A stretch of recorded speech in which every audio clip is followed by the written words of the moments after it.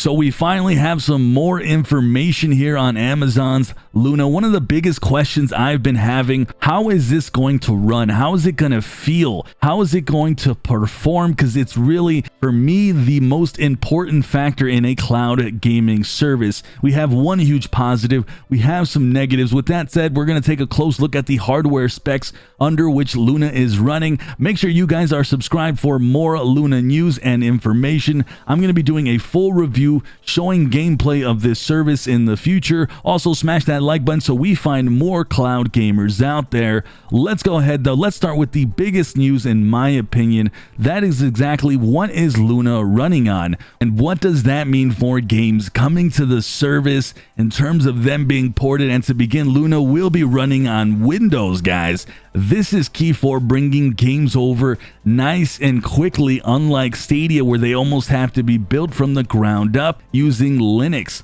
Now I have more of that in a second, and it will feature NVIDIA's T4 turning architecture that has been powered by the previous GPUs of the 2000 series. Now to note here, The Verge says that a single T4 GPU provides 8.1 teraflops and does feature ray tracing technology. Now, in an interview with Ars Technica with Amazon's Luna head of engineering, George Sipolopoulos, told them that support for 4K graphics would be up to the individual developers based on the performance they saw on their Luna dev kits. Now, if they've gotten the performance to the point where they expected it, they will send it to customers. With that, real quick, let's compare some of Luna's competitors. We have Stadia with 10.7 teraflops of GPU performance that is powered by Linux with Vulkan's open source graphics API. Now, games can typically hit 4K, and in the majority of cases, you are getting 60 FPS on Stadia, with the games running at around medium settings. You're not getting full-blown high settings just yet. Compare that to xCloud, is also running on Xbox One S, a system that released back in 2016, featuring a whopping incredible 1.4 teraflops running on a custom Windows Xbox operating system. This also explains why my performance typically sucks so bad despite great internet with xCloud. Then there's Geforce now, and it has a mixture of rigs that get used. They do have a powerful custom-made T10/8, which has a similar tech in the 2080 Ti's Super, but I can tell you guys from experience, and I mean a lot of experience, I rarely get that card. I typically get the 1000 series or the 2060 GPUs on the regular. So Luna itself is not too bad when you compare it to its competitors, but on the initial hearing of Luna's hardware, you can tell that it's not exactly overpowered, and it's more geared towards the current gen hardware, not next gen. And I don't expect to see many games at 4K. But once again, like they said, this will be up to the individual developers.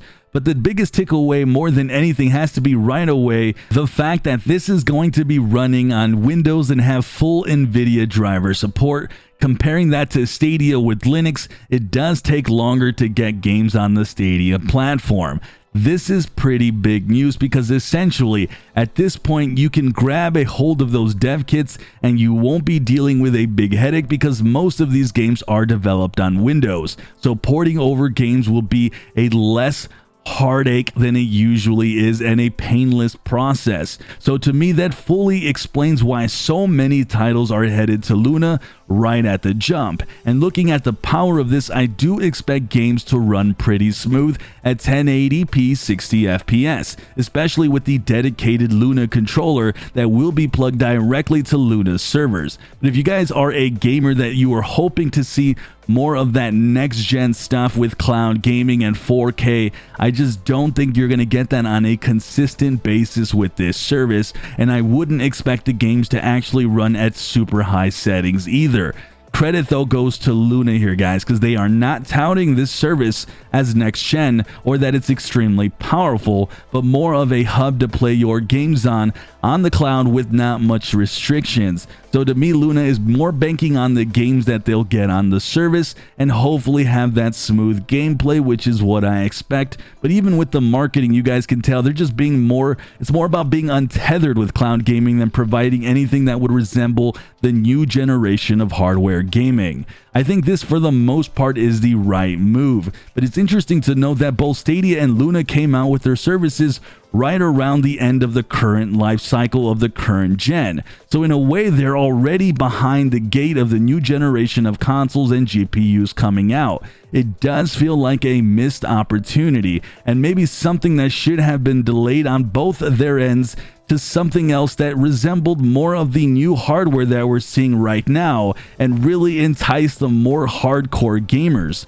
But once again, everything that we're seeing, or at least everything that I'm seeing, Luna isn't trying to target that demographic, but more of the in-between gamers who won't be upgrading, who want a more streamlined way to play many games without having to purchase so many and not worry about downloads and just jump in and out of their gameplay. Essentially, they are looking for a cable package model of games as well, where you buy separate channels featuring a segment of games you want.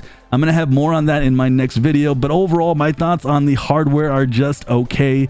Glad to see they're on Windows here. You guys are going to see a lot more games headed to Luna quicker than you will with most services, and it's good to see the hardware probably running the games at a good smooth baseline, but of course we'll see if that holds true on the performance side, and we'll see what games will be at 1080 and what they will be at 4K and how they're going to look. I'll be testing all of these games here on the channel. Make sure you guys are subscribed for all that so you guys can check that out, and let me know your guys' thoughts down below on Luna's hardware. The fact that it's based on Windows and games will be porting over quickly. What are your thoughts on the overall power of the service? How do you guys think it's going to stack up against the competition like Stadia, xCloud, Geforce Now? Let me know all of that down below. I will be reading your comments. Like always, smash that like button. I'm Sunny, and I'll see you guys in the cloud.